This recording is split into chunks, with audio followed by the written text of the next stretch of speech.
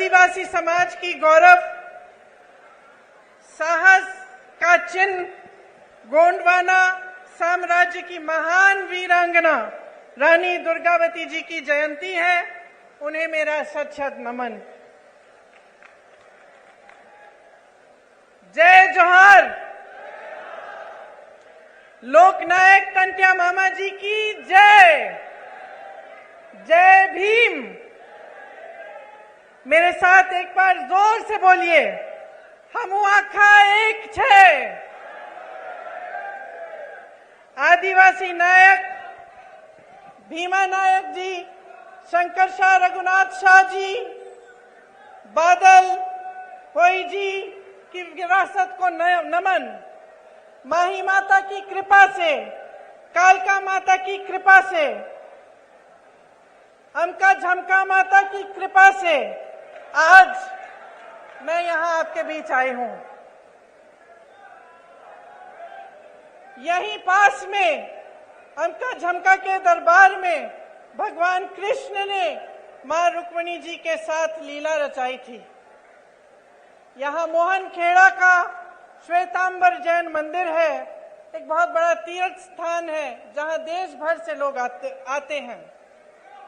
ये महाराजा भोज की धरती है, शहीद महाराजा बख्तावर सिंह जी की धरती है, जिन्होंने हमारे पहले स्वतंत्रता संग्राम में अपने प्राणों का बलिदान दिया। यहीं पर आदिवासी समाज के और हमारे राष्ट्र नायक टंट्या मामा ने हमारी आजादी के लिए बलिदान दिया। यह संविधान निर्माता बाबा साहेब अम्बेडकर जी की धरती है। हमारी आजादी की लड़ाई के दौरान 1942 में भारत छोड़ो आंदोलन हुआ, जो धार जिले से में कालूराम विरुलकर जी ने आंदोलन का नेतृत्व किया। आजादी के बाद संविधान सभा में सदस्य बनकर उन्होंने भारत के संविधान को बनाने में बहुत योगदान दिया। महापुरुषों की धरती है। आज यहाँ खड़े होते हुए, उनका नाम लेते हुए, उनकी याद करते हुए मन में ये बात आती है कि हम इन्हें महापुरुष क्यों कहलाते हैं। इनमें और साधारण जनता में क्या फर्क था?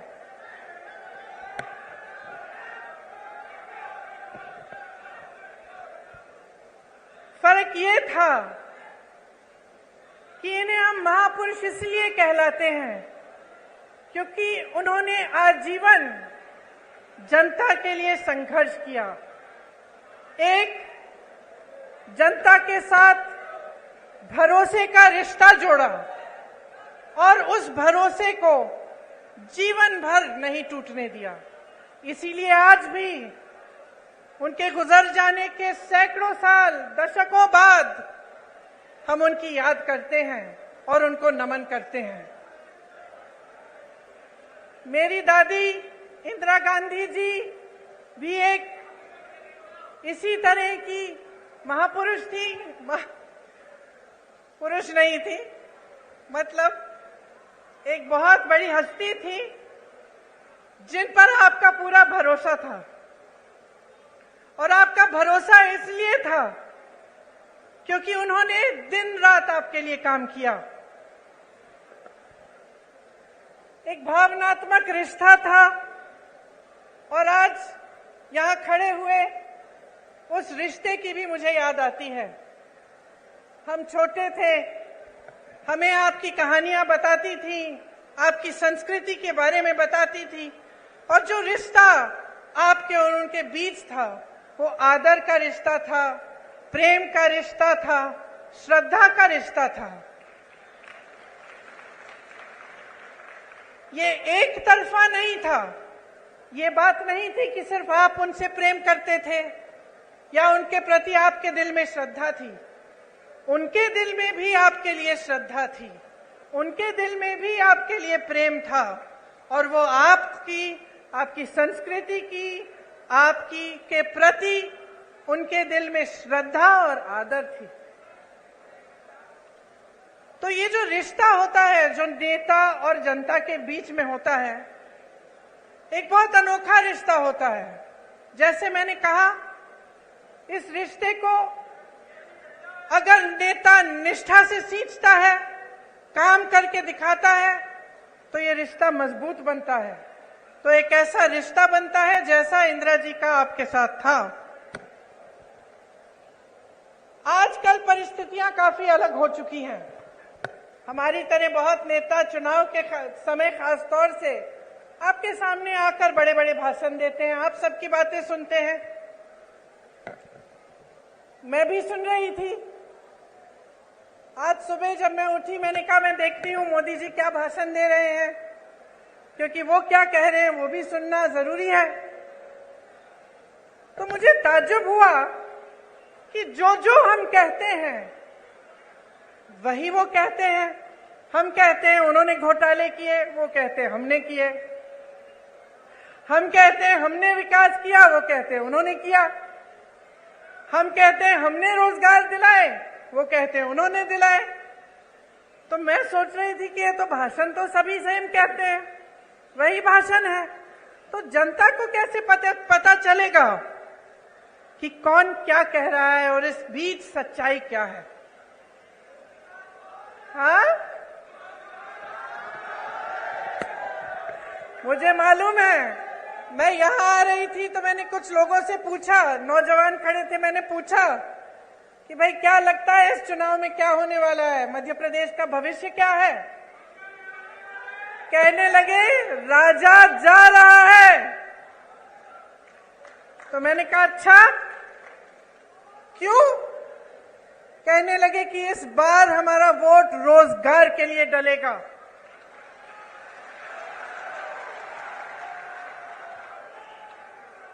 तो इसमें एक बात जो मैं इससे पहले कह रही थी वह स्पष्ट हो जाती है कि जब एक पार्टी का नेता आपके सामने कुछ कहता है, दूसरा वही चीज लगभग कह के जाता है, तो आपको पता कैसे चलता है कि कौन सच्चाई कह रहा है? पता आपको तब चलेगा जब आप अपने ही अनुभव पर उतरेंगे। आपका अनुभव क्या है? आपका जीवन क्या है? आपके संघर्ष क्या है? क्या महंगाई बढ़ी है पिछले 18 सालों में? बताइए। 10 गुना? पिछले 5 सालों में, 3.5 सालों में, जब से इनकी सरकार रही है तब से बढ़ी है कि घटी है? बढ़ी है। रोजगार मिले हैं आपको? नहीं। मेरे किसान भाई जो खेती छोड़ के यहाँ आए हैं, बताइए आपका जीवन ज्यादा मुश्किल हुआ है कि ज्यादा आसान?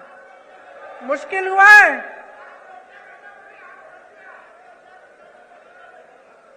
आपको मालूम, आप कह रहे हैं किसानों की आत्महत्या 17,000 में, मैंने अभी एक आंकड़ा सुना कि लगभग 17,000 नवयुवकों ने आत्महत्या की है पिछले 18 सालों में।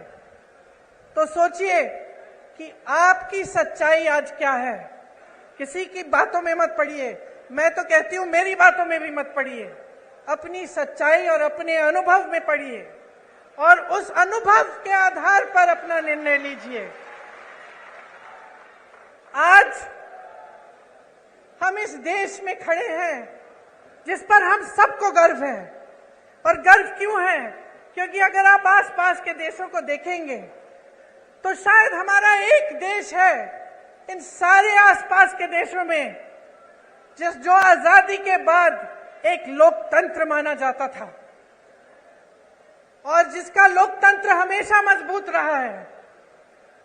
और ये लोकतंत्र हमारे संविधान में गढ़ा हुआ है। जिन्होंने हमारे संविधान को लिखा और बनाया, उन्होंने जीवन इस देश के लिए दिया। एक नहीं थे, बहुत सारे लोग थे हमारे स्वतंत्रता सेनानी। और हमें गर्व है आज अपने देश पर, जिसके संविधान में लिखा है कि हर जने को समान अधिकार मिलना चाहिए। हमारी कांग्रेस की सरकारों ने पंचायतों को सत्ता देकर यह अधिकार मजबूत बनाया। आज देखिए आज की परिस्थिति क्या है। आज तमाम पंचायतों को मुश्किलों में डाल दिया है। और जहां हमने पंचायतों के लिए व्यवस्था लागू की, भाजपा सरपंचों के अधिकारों में कटौती ला रही है, आपको कमजोर कर रही है। राज्य भर में आज पटवारी 1 महीने से हड़ताल पर बैठे हैं। जितने भी काम आपको कराने पड़ते हैं, सब काम रुक गए हैं। आप भटकते रहते हैं इधर से उधर। उनकी अपनी मांग है, उनको भी सरकार ने सहायता नहीं दी, वे हड़ताल पे बैठे हैं। ये स्थिति है आज यहाँ की। 18 सालों में 250 से ज्यादा, 250 से ज्यादा घोटाले हुए हैं। अगर हम उसकी लिस्ट बनाने चले तो हम यहाँ पे 2 घंटे के लिए खड़े रहेंगे। बच्चों के पोषण का घोटाला, मिड डे मील का घोटाला, बच्चों के एडमिशन का घोटाला, सर्व शिक्षा अभियान में घोटाला, स्कॉलरशिप में घोटाला, भर्ती की परीक्षाओं में घोटाला, नौकरियों में घोटाला, धार में यहाँ के डैम के बनाने में भी भ्रष्टाचार हुआ। इससे क्या पता चलता है आपको? आप अगर मेहनत करते हैं, खेती में काम में मेहनत करते हैं, कहीं नौकरी करते हैं, तो किस लिए करते हैं? मेरी बहनें, आप घर पे मेहनत करती हो, सारा घर परिवार संभालती हो, किस लिए करती हो? अपने बच्चों की परवरिश के लिए करती हो ना, अपने बच्चों के भविष्य को सुरक्षित करने के लिए। हम हमेशा सोचते हैं कि हमारे बच्चे बड़े होकर हमसे कुछ ज्यादा ही करें। अगर हम खेती करते हैं, हम सोचते हैं कि चलो इसको पढ़ाएंगे लिखाएंगे, इसकी और हमारे से बड़ी ज्यादा नौकरी होगी। अगर हम कहीं पे नौकरी करते हैं, हम सोचते हैं चलो इसको और पढ़ाएंगे लिखाएंगे कि ताकि हमसे भी ज्यादा कमाएं, हम बूढ़े होंगे, हमारी देखभाल करें। यही हमारा मकसद होता है। चाहे जितने भी लोग आज यहाँ बैठे हैं, सब चाहते हैं कि अपने बच्चों का भविष्य मजबूत हो, उनकी तरक्की हो। और जब आप सामने देखते हैं कि चाहे पाठशालाओं में, चाहे भर्ती में, चाहे आपकी नौकरियों में, चाहे कुछ भी हो, हर चीज में घोटाला घोटाला भ्रष्टाचार है, तो कैसे मायूस होते होंगे? तो कैसे आपका दिल मजबूत बने और आप आगे बढ़ते चले जाएं?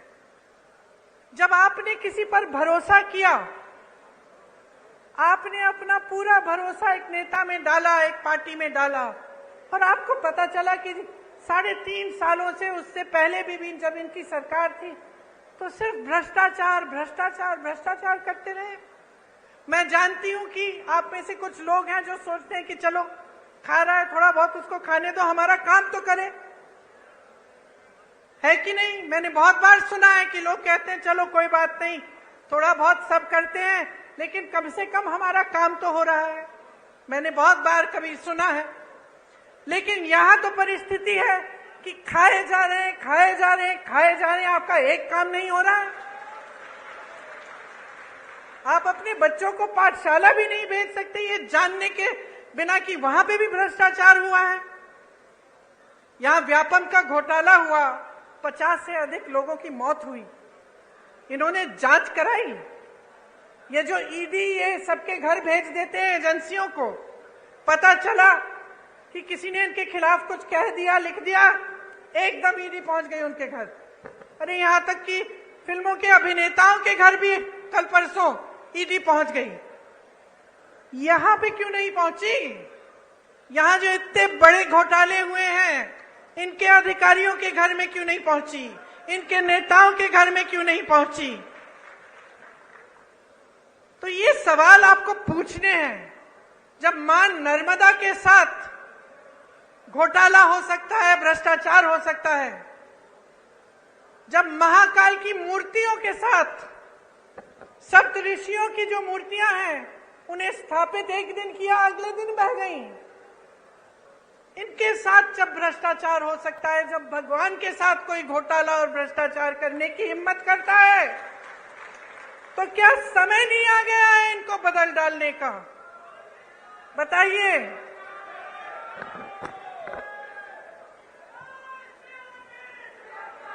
देखिए,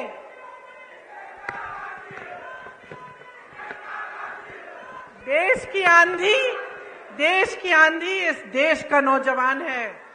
जाग जाओ मेरे भाइयों और बहनों।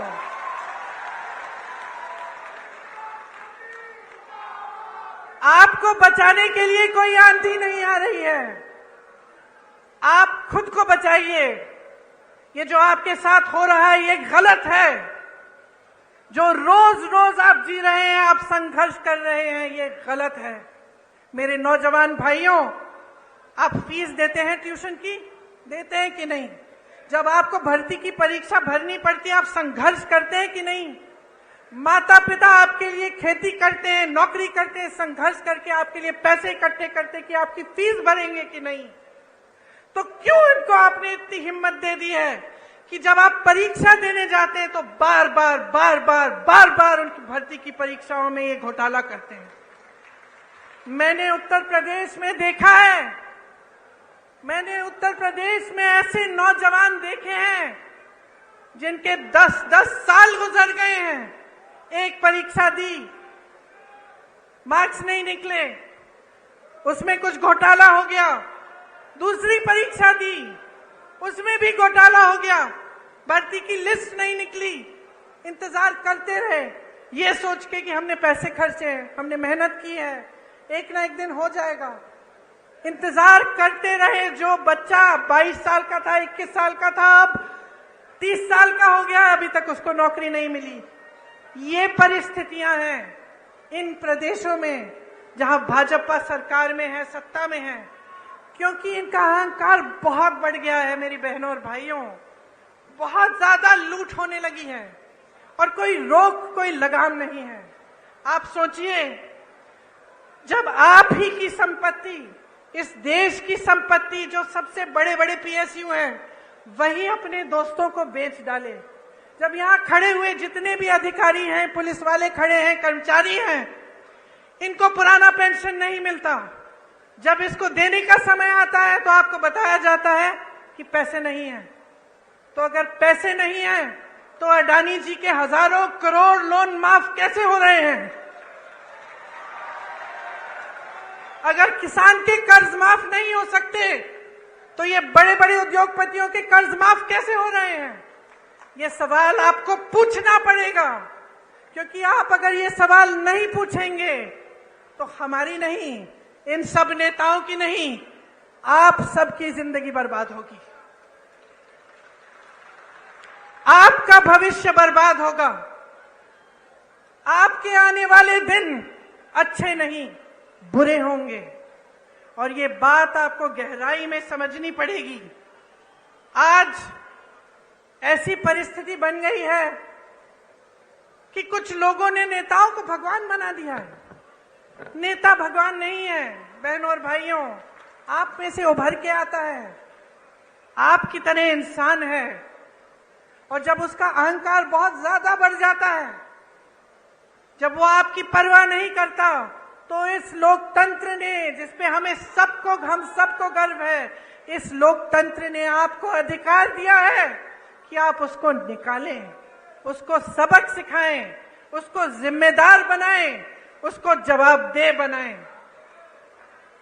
और ये आपकी जिम्मेदारी है। आज आपके प्रदेश में इतनी महंगाई है, मैं जानती हूं बहनों, मैं जानती हूं कि आप पर क्या गुजर रहा है। मैं जानती हूं कि जब आप सोच रहे होंगे कि त्योहार का मौसम आ रहा है, दशहरा आ रहा है, धनतेरस, दिवाली, आप कुछ खरीदना चाहते हैं, आप जब दुकान जाते हैं तो घबराते हैं कि हम ये सब चीजें ले पाएंगे कि नहीं। आधी चीजें खरीदते हैं, आधी छोड़ देते हैं। मैं जानती हूं आप सोचती हैं कि किस तरह से थोड़ी बहुत बचत हो जाए घर में, थोड़ा कम खा के, थोड़ा सा काम ज्यादा करके। मैं जानती हूं कि कितनी मुश्किल समाज का कितना आप बोझ उठाती हैं। आपको बताया जाता है कि राशन हमने मुफ्त कर दिया, वाह वाह वाह, बहुत बढ़िया। वहां हजारों करोड़ के लोन मुफ्त में मिल रहे हैं, यहां राशन पे हमें आपसे हाथ जोड़ना पड़ रहा है। इन्होंने कहा कि राशन आपको मुफ्त में दे रहे हैं। अब आप सोचिए, मैं एक राज बताती हूं आपको।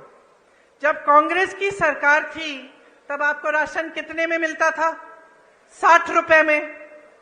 उस समय गैस का सिलेंडर कितने का था? 425 रुपए। तो मतलब 485 रुपए में लगभग आपको राशन भी मिल जाता था और आपको सिलेंडर भी मिल जाता था। अब ये कहते हैं इन्होंने राशन मुफ्त कर लिया, जैसे बहुत बड़ा एहसान कर लिया आप पे। और अभी तक, कल तक, चुनाव के आने तक सिलेंडर कितने का मिल रहा था आपको? 1125 रुपए। तो जो आपको पहले सिलेंडर और राशन 485 रुपए में मिल रहा था, आज आपको राशन मुफ्त लेकिन सिलेंडर 1125 रुपए। और चुनाव आया, फट से कम कर दिया। चुनाव आया, आप सुन लीजिए इस बात को बहुत ध्यान से। चुनाव आया तो क्या क्या नहीं हुआ। चुनाव आया तो घोषणाएं शुरू। चुनाव आया तो मोदी जी हर 2 दिन यहां आकर कोई उद्घाटन कर रहे हैं। 18 साल में समय नहीं मिला उद्घाटन करने के लिए। ये पुल, ये सड़कें, ये सब विकास की बातें ये पहले नहीं हो सकती थी? क्या समझ रखा है आपको भाइयों और बहनों? अरे जागो, इनको सिखाओ। ये तो समझ रहे हैं कि किसानों के जीवन में मुश्किल पे मुश्किल डालें, कि आप सिंचाई के लिए इनसे भीख मांगे। आपकी जब फसल बर्बाद हुई है उसका मुआवजा आपको मिला है? यहां सोयाबीन के किसान हैं? आपको मुआवजा मिला? चलिए, बारिश आई, बाढ़ आई, कुछ सर्वे भी किया इन्होंने मुआवजे के लिए? नहीं किया। अब देखिए चुनाव आ रहे हैं, देखिए क्या पता कुछ मुआवजा भी दे दे। चुनाव के बाद करेंगे नहीं करेंगे ये मत पूछिए मेरे से। फसल बीमे में घोटाला, तो हर तरफ घोटाला। तो आप बताइए इसका इलाज क्या है? आज बेरोजगारी चरम पे है कि नहीं है? है ना? आपको मालूम है कितने पद खाली हैं? मैं बताती हूं, सुनिए। शिक्षकों के करीब 70,000 पद खाली। विश्वविद्यालयों में 75% पद खाली। सामुदायिक स्वास्थ्य केंद्रों में डॉक्टरों के 90% से ज्यादा पद खाली। ग्रामीण सामुदायिक स्वास्थ्य केंद्रों में सर्जन के 90% से ज्यादा पद खाली। महिला रोग विशेषज्ञों में 90% से ज्यादा पद खाली। फिजिशियन, जो डॉक्टर होते हैं, जो सारी बीमारियां समझ जाते हैं, 90% से ज्यादा पद खाली। बच्चों के डॉक्टर 90% से ज्यादा पद खाली। पूरे प्रदेश की सीएचसी में एक भी आंख का डॉक्टर नहीं है। मोतियाबिंद होती है, आंख में तकलीफ होती है, कहां जाएंगे? कहां जाएंगे? प्राइवेट में जाएंगे। प्राइवेट में चले जाते अगर पैसे कमाने का मौका दिया होता आपको। लेकिन इन 3.5 सालों में और उससे पहले जितने सालों का इनका राज रहा है, आपको कमाने का मौका कहां दिया? जहां जहां से रोजगार बनना था, चाहे बड़े बड़े पीएसयू इन्होंने बेच दिए। छोटे छोटे उद्योग पे जीएसटी थोप कर, नोटबंदी करके उन्होंने ठप करा दिए। मुश्किल में है जितने भी मेरे दुकानदार भाई यहाँ बैठे हैं या छोटे छोटे उद्योगपति हैं, वो बताएंगे आपको कितनी कमाई हुई है। जीएसटी भरते भरते भरते भरते उनको समझ में ही नहीं आ रहा है किस चीज की क्या जीएसटी है। उनको खत्म कर दिया। खेती किसानी में रोजगार पैदा होता था, मनरेगा होता था आपके गांव में, वहां पे रोजगार बंद। तो रोजगार देंगे कहां से आपको? आपको कमाने का मौका नहीं दे रहे हैं, लेकिन आप पे महंगाई इतनी थोप रहे हैं कि आपका जीना मुश्किल हो गया है। पर ये सब बातें मैं आपको यहाँ इस मंच पे खड़े होकर समझा रही हूँ। आप सबको तो पहले ही मालूम है। जी आप रहे हैं, संघर्ष आप कर रहे हैं अपने बच्चों को स्कूल भेजने के लिए, उनकी किताबों को खरीदने के लिए, उनकी फीस भरने के लिए, उनकी भर्ती की परीक्षाओं के लिए, उनकी नौकरियों को, उन इंटरव्यूज के लिए। ये सब काम आपके ही समर्थन से आपके बच्चे कर रहे हैं, लेकिन करने के बावजूद कुछ नहीं मिल रहा है। इसीलिए मैं आपसे कहना चाहती हूं कि आप इंदौर संभाग के हैं, आप जानते हैं कि पिछले 18 सालों में यहां कोई नई यूनिवर्सिटी नहीं बनी है कि नहीं बनी? कोई नया अस्पताल बना? कोई मेडिकल कॉलेज खुला? तो क्या कर रहे हैं ये? मोदी जी यहां आते हैं, आजकल तो शिवराज जी का नाम लेने से भी शर्म कर रहे हैं, उनका नाम ही नहीं लेते, कहते मुझे वोट दो। और वो तो आपके सीएम बनने वाले नहीं है। मैंने आपको बताया, मैं भाषण सुन रही थी उनका, 50 मिनट में 50 बार कांग्रेस का नाम लिया। तो कांग्रेस के जो कार्यकर्ता हैं, खुश हो जाओ भाई, खुद नाम लेने के बजाय वो नाम ले रहे हैं आपका। मैं तो कहती हूं, छोटी हूं उनसे, कम अनुभव है, उम्र भी कम है, लेकिन एक छोटी सी सलाह दे देती हूं, जितनी बार कांग्रेस का नाम 50 मिनट के भाषण में लेते हैं, विकास का नाम ले लीजिए। ये बता दीजिए कि 18 सालों में आपने इंदौर के लिए क्या किया, आपने मध्य प्रदेश की जनता के लिए क्या किया, कितने रोजगार बनाए, कितने घोटालेबाजों को पकड़ा, कितनों के पीछे ईडी डाल दी, कितने जेल में हैं, किसानों के लिए कितनी राहत दी, कितनी बिजली फ्री दी। लेकिन ये बात नहीं कर सकते, इनमें हिम्मत नहीं है, क्योंकि काम नहीं किया है। इसीलिए मैं बार बार भरोसे की बात करती हूं, मैं बार बार कहती हूं, देखिए बहने, एक नया बिल लाए संसद में, महिला आरक्षण बिल, खूब वाह वाह हुई पूरे देश भर में, जितने भी विपक्षी दल हैं हमने भी समर्थन किया कि चलो ये बहुत अच्छा कदम है। बड़ी बड़ी घोषणाएं हुई, टीवी पे इश्तिहार हुए, सब कुछ हुआ, मोदी जी की बड़ी वाह वाह हुई। फिर क्या पता चला कि 10 सालों के लिए ये लागू ही नहीं होगा। इससे पहले जाति जनगणना करनी पड़ेगी, उससे पहले परसिमन करना पड़ेगा, 10 साल लगेंगे। तो फिर इस घोषणा का मतलब क्या है? इन चुनाव के लिए फिर से मतलब क्या है? आप महिलाओं को मजाक समझ रहे हैं? आप समझ रहे हैं कि महिलाओं को आप कुछ भी कह दें और हम अंधे होकर आपको वोट देंगे? हमारा अधिकार है ये हमारा अधिकार है कि हमें आरक्षण मिले, हमारा अधिकार है। ये कोई एहसान नहीं कर रहा है हम पे। और जिस तरह इस देश के एक एक वासी का अधिकार है, इस संविधान में है कि हर चीज के लिए समान अधिकार होना चाहिए, तो फिर जाति जनगणना क्यों नहीं हो रही है? जब इसकी बात उठती है तो ये चुप क्यों हो जाते हैं? आपने देखा बिहार में सर्वे हुआ, सेंसस हुआ, क्या पता चला कि ओबीसी, दलित और जनजाति संख्या कितनी है इनकी? 84% प्रदेश में। तो बताइए, बड़े बड़े पदों में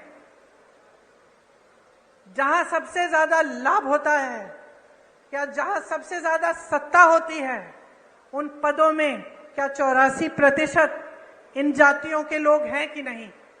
बताइए, होने चाहिए कि नहीं? तो जब ये बात उठती है तो ये चुप क्यों हो जाते हैं? आप सब आदिवासी समाज के हैं, यहां से आपको पलायन करना पड़ता है, सच बात है कि नहीं? दिल्ली में बहुत सारे लोगों से मैं मिलती हूं जो यहां से गए हुए हैं वहां पलायन करके, क्यों? रोजगार ढूंढने के लिए।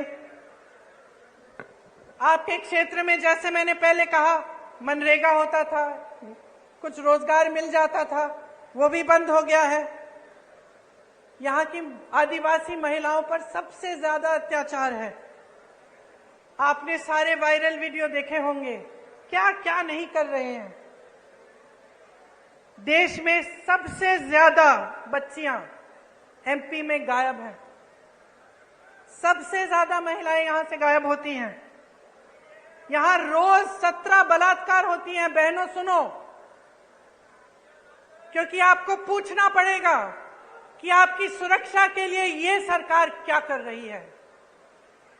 ये बड़ी बड़ी बातें, बड़े बड़ी घोषणाएं चुनाव से पहले कि आपको पैसे मिलेंगे, आपकी सुरक्षा होगी, आपको आरक्षण मिलेगा, बहुत बड़ी बातें हैं। 18 साल से सरकार में रही हैं, आपकी बच्चियां आज भी सुरक्षित नहीं हैं। ये सवाल पूछो। आपको याद है वो कहानी यही की कृष्ण भगवान ने जब रुक्मिणी जी के साथ लीला रचाई तो रुक्मिणी जी ने क्या कहा? कहा कि घोड़ों का, रथ के घोड़ों की लगाम आप मुझे दे दीजिए, मैं चलाऊंगी ताकि किसी को गलतफहमी ना हो। और मेरी बहनें मुस्कुरा रही हो, लगाम अपने हाथों में लो, अपने भविष्य का रथ रुक्मिणी जी की तरह चलाओ। आगे देखो, अर्जुन की आंख और अर्जुन के निशाने के तरह विकास, अपने बच्चों का भविष्य, अपने अधिकार, इस देश को आगे बढ़ाने का काम अपनी नजर से मत हटाओ। ये तुम्हारी जिम्मेदारी है मेरी बहनों। तुम अगली पीढ़ी का परवरिश करती हो, तुम समाज को बनाती हो। अगर तुम समाज को मजबूत नहीं रखोगी तो ये समाज नहीं रहेगा। जो आपकी परंपराएं हैं, मेरी दादी इंदिरा गांधी कहती थी कि जो आदिवासी संस्कृति है, जो आदिवासी परंपराएं हैं, इन्हें मजबूत रखना बहुत जरूरी है। कभी इन्हें बदलने की कोशिश नहीं की उन्होंने।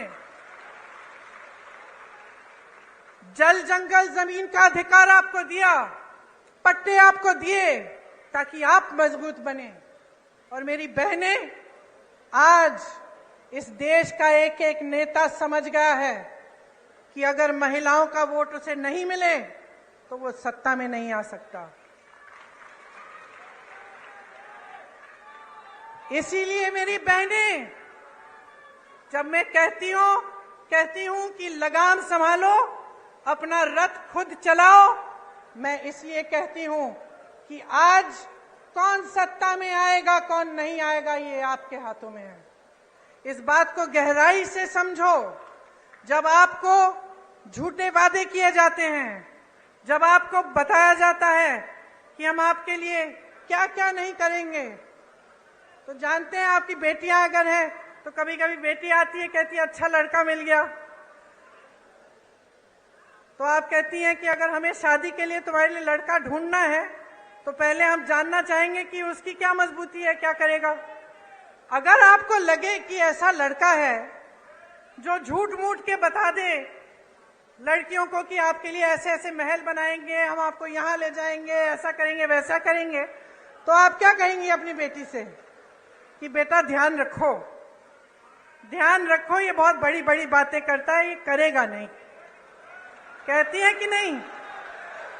तो इतनी समझदार है, इतनी जिम्मेदार है, अपने आप को फुसलाने मत दीजिए।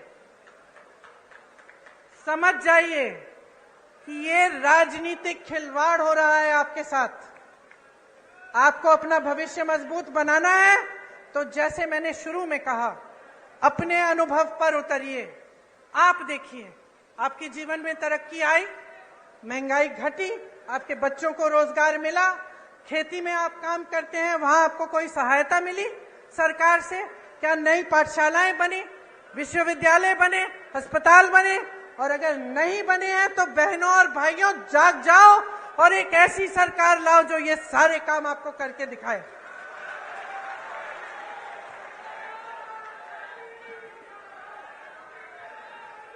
शिशुपाल के अत्याचारों का घड़ा भर गया है, भर गया है। अब कृष्ण भगवान की तरह कृष्ण रूपी बन जाओ और कृष्ण भगवान की तरह इनको निकाल दो, इनको खत्म कर दो।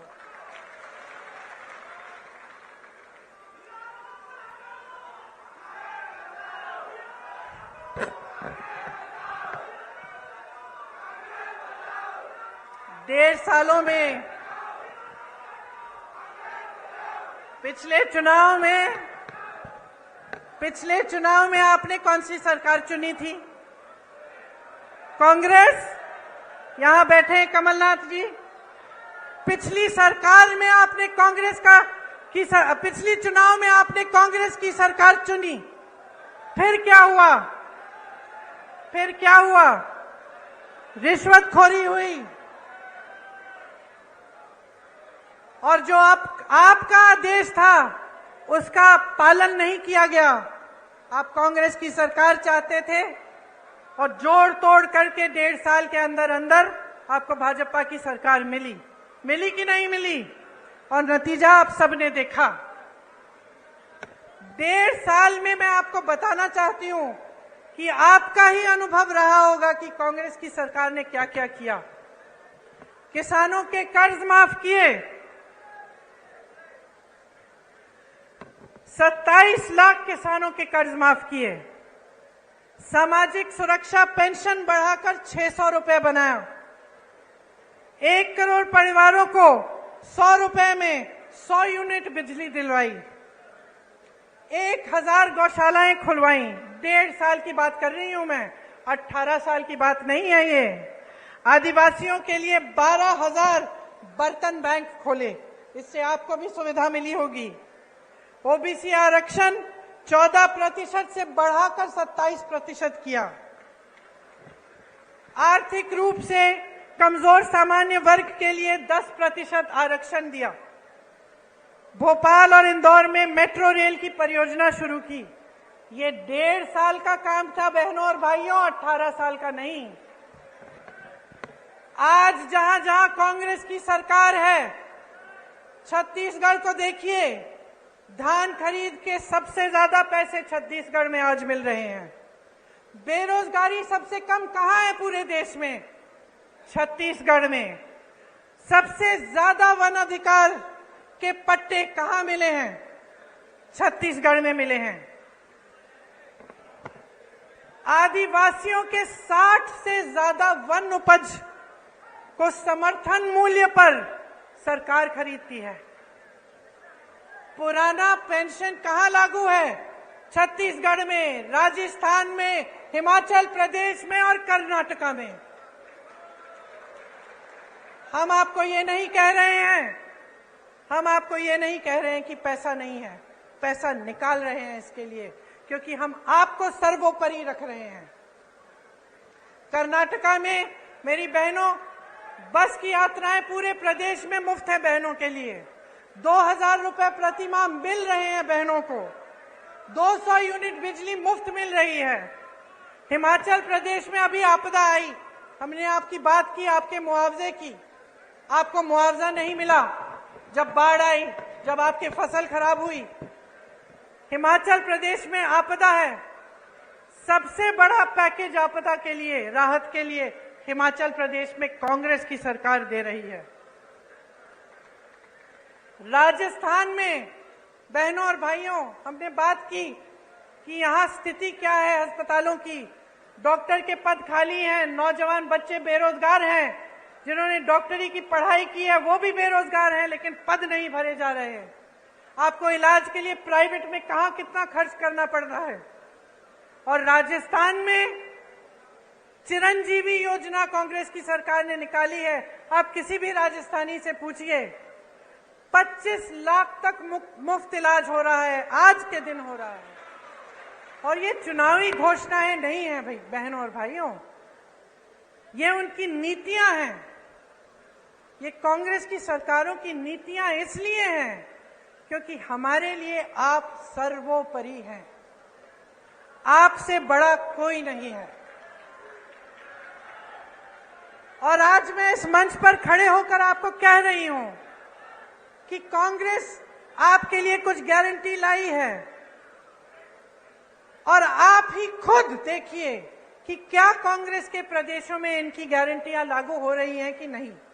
जब आपको ये पता चलेगा, खुद अखबारों में पढ़िए, इंटरनेट पे जाकर देखिए, जहां आपको सुविधा हो वहां पूछिए। जब आपको खुद अपने अनुभव से पता चलेगा कि हां, इन्होंने जो वादे किए वाकई पूरे कर रहे हैं, तब आप इन गारंटियों में आप विश्वास करो। और मैं दावे के साथ कह रही हूं आपको कि जहां जहां हमारी सरकार है वहां गारंटीज पूरी हो रही हैं और यहां पे मध्य प्रदेश में होंगी। क्या है ये गारंटी? जिस तरह से किसानों के कर्ज हमने पहले माफ किए, उस तरह से हम उस काम को फिर से शुरू करेंगे। 100 रुपए में 100 यूनिट बिजली मुफ्त मिलेगी। 200 यूनिट बिजली के लिए जो बिजली का बिल है वो आधा होगा, हाफ होगा। पुरानी पेंशन यहां मध्य प्रदेश में लागू की जाएगी। आपको गैस सिलेंडर हम 500 रुपए में दिलवाएंगे। महिलाओं को 1500 रुपए प्रति माह मिलेगा, आपके खाते में जाएगा मेरी बहनों।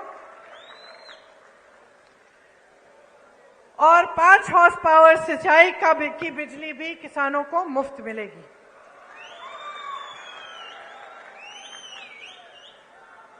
देखिए,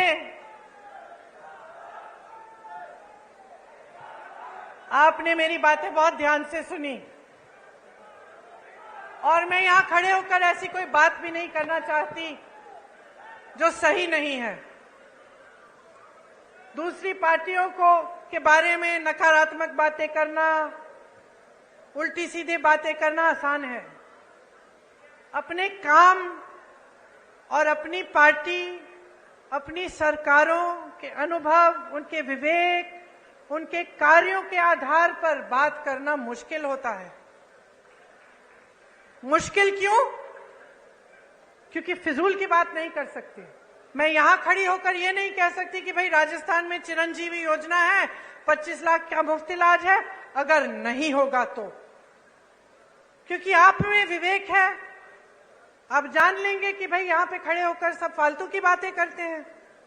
तो यहां खड़े होकर मैं सिर्फ वो बातें करना चाहती हूं जो सच्चाई है, जो हमारे अनुभव की बातें हैं और जिन बातों की सच्चाई आप खुद खोज सकते हैं। तो यहां खड़े होकर सबसे बड़ी बात मैं आपसे क्या कहना चाहती हूं कि देखिए, ये देश आपका है, ये देश आपका है, ये प्रदेश आपका है, ये भविष्य आपका है, ये आगे वाली पीढ़ी, ये नई पीढ़ी आपकी है। तो जिम्मेदारी भी आपकी है। कांग्रेस पार्टी भी आपकी है, हम सब भी आपके हैं। तो ये एक बहुत बड़ी जिम्मेदारी है, इसको हल्के में मत लीजिए। आपको संविधान ने सबसे बड़ी शक्ति दी है, वो आपकी शक्ति है, जनता की शक्ति है।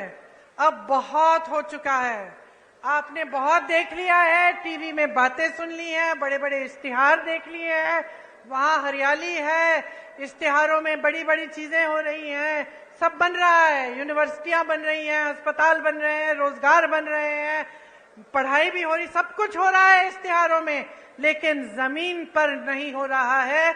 और जब तक आप इसको जमीन पर नहीं उतारेंगे, आप स्पष्ट कर दीजिए हर नेता को कि जब तक ये बातें जमीन पर नहीं उतारेंगे, अपने वादों पर खरे नहीं उतरेंगे, तब तक आपका कीमती वोट उनके पास नहीं जाएगा। और मैं ये दावे के साथ कह सकती हूं कि अगर आप सोच समझ के अपना वोट देंगे, अगर आप वाकई अपने भविष्य को बनाने के लिए और ऐसी बातों में नहीं पड़ेंगे जिनसे आपके जज्बात जुड़ जाते हैं, क्योंकि बहुत चालाकी से चुनाव के समय आपके जज्बातों को जोड़ा जाता है। धर्म की बातें होती हैं, जाति की बातें होती हैं, ऐसी बातें होती हैं कि आपको बुरा लगता है कि भाई अगर हम वोट नहीं देंगे कहीं हमारे धर्म पे आंच ना आ जाए, कहीं हमारी जाति पे आंच ना आ जाए, लेकिन यह आपको गुमराह करने का तरीका है। तो जैसे मैंने कहा, अपनी आंख अर्जुन की तरह निशाने पर रखिए। निशाना आपका भविष्य है, निशाना मध्य प्रदेश का भविष्य है। मेरी बहनों, निशाना आपका भविष्य है, इससे आंख मत हटाओ। और आप जिस दिन चुनाव में वोट डालने जाएंगे, उस दिन याद रखो मेरी बातें, ये वोट आपके लिए जाना चाहिए, आपके मध्य प्रदेश के लिए, आपके भविष्य के लिए और आपके बच्चों को मजबूत बनाने के लिए। और मैं दावे के साथ कहती हूं कि अगर आप इस तरह से सोचेंगे अगर आप पूरे विवेक से और अपने ही अनुभव से अपना वोट डालेंगे तो आपका एक एक वोट आज कांग्रेस पार्टी को जाएगा, क्योंकि इस देश को मजबूत बनाने वाली, इस देश को स्वतंत्र बनाने वाली, इस देश को एक रखने वाली, इस देश में विकास लाने वाली एक ही पार्टी है, कांग्रेस पार्टी।